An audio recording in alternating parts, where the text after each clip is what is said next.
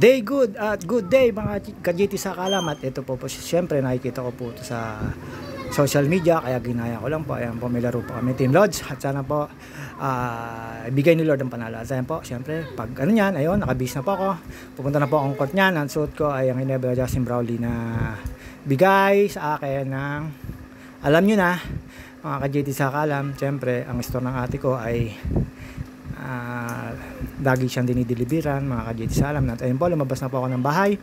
At ayan, naabot ko po dyan si Pinsang Gayo, shoutout si kay Omar Dimagala at sa mga nagagawa, kay Boss Cholo, ayan, kay Ate Josie, kay Kuya Normie, Ate Deyang, shoutout sa inyo, at si Ate Saneng, happy birthday.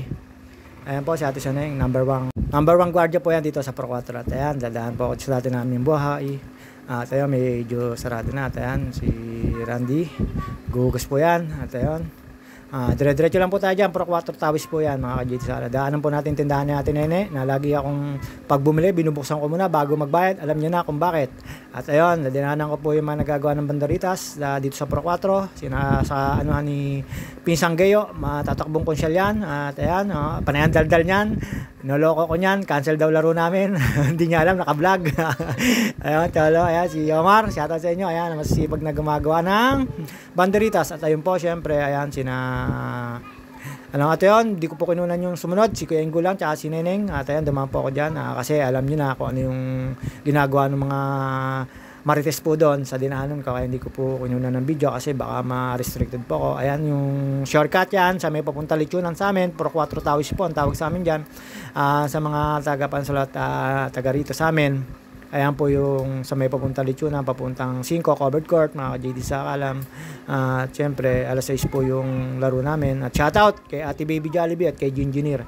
Ate Baby Jollibee, ayaw mo rin kong panoodin ayun, mamimiss mo ako ilang linggo kung wala, sigurado alis kami by Huwebes ata or Friday. Ayan po, nakarating na po ako ng court. Ayan, nandiyan na po yung mga kasapi ko, si Pupoy Arante Dimas.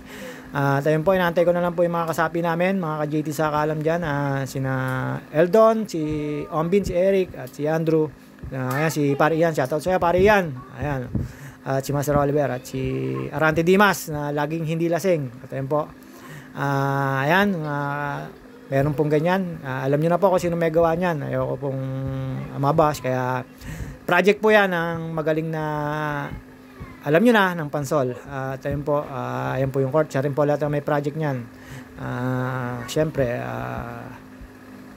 lahat yan ginawa niya. Pati board. Siyempre, gawa lang. At si Rep. Ilang technical. Aksi. Shoutout sa iyo. Ayan, di niya alam na naka-vlog. At ayan, nagsisimula na po laban. Siyempre, nilabas na po ako dyan. Malas ko po dyan. Puro lagabog ang tira ko. Naka 2 points din naman. Pero hindi naman ako nagpabaya sa defense at sa rebound. Mga ka-GT sa kalam. At ayan po.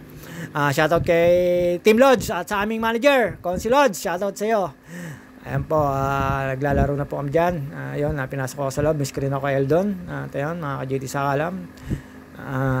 Okay lang po basta panalo kami at thanks Lord na nanalo po kami dyan sa Viva Max mga ka-GT sa kalam.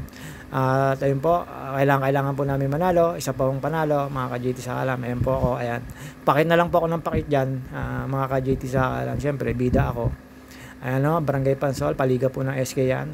Napagaling po ng SK dyan, Pansol. Makita nyo naman po, medyo lamang na po kami dyan mga ka-GT sa kalam, kaya nagre-relax at belting daklak na lang ang ginagawa ng mga kasapi namin dyan. Kami, ayan. Salamat Papa G at nanalo kami. Shoutout Team Lodge, manager, baka naman. At ayun po, inaantay na lang po namin mag-end ng ano yan, mga ka-GT sa kalam. Medyo kompleto kami, kaya ayos yung laro namin lahat at nag-step up naman lahat mga ka-GT sa kalam. Tapos yung depensa, lahat ay nagawa po namin at nakuha namin manalo thanks sa kalaban namin Viva Max. At si Bembol, yung classmate ko, napakagaling, dinala ng Sharon Cuneta sa pag-cater. Ayun, hindi ko nakita nang kinamayan ko, ewan ko kung saan nagpunta na. At yun, kalaban namin sina Paring Cholo dyan, sina Basmani. At ayun naman, hindi naman po iba ang mga kalaban po namin. Hindi pa naman po kami sigurado para sa semifinals. May laro pa po kami isa sa Huwebes, kaya lang medyo alanganin po ako. At aalis po kami, medyo magbabakasyon po ang JT sa Kalam at kailangan po, yun ang aking trabaho mga ka-JT sa Kalam, sa isang pamilya na kami aalis. At yun nga po, medyo good luck Team Load sa Webes. Yun, pagigihin nyo kahit kulang-kulang tayo mga ka-JT sa Kalam. Until the next vlog, ayun, na-vlog ko rin ang aking laro. Kahit napakabobo, naka 2 points din naman. Pero sa rebound naman, hindi naman tayo napaya. Tsaka sa depensa. Depensang Marino naman po ang ginawa natin. At ayun, mga ka-JT sa Kalam. Ayan, si Popoy. Mamaya magiinom na naman yan. Ewan ko, magpo-post na naman yan. Sasabihin niya, mahal na naman niya. Ayan. Salamat Team Load. Sana makarating tayo sa semis. Sa semis na lang natin pag-usapan yung mga kalaban natin. Talaga naman napakalakas na magiging kalaban natin, sigurado. At yung laro sa Webes, pwedeng knockout game, pwedeng hindi. At sana mapanalo natin sa Webes yung laro. At si Pinsan Chino, pagaling ka. Shoutout sa'yo, Pinsan Chino, pagaling ka. Yung sakit mo. Sana makalaro ka sa Webes. Ayun, naistilan pa ako. Ayun, buti na nakashoot ang kasapi ko. Mga ka-JT sa Kalam. At melting daklak na lang po kami dyan. Si Pinsan Oyen, muntik na mga best player dyan. Ayun, buti na may tubig. At ayun, salamat naman at kami nanalo mga ka-JT sa Kalam. At ayun na po, nag-aano na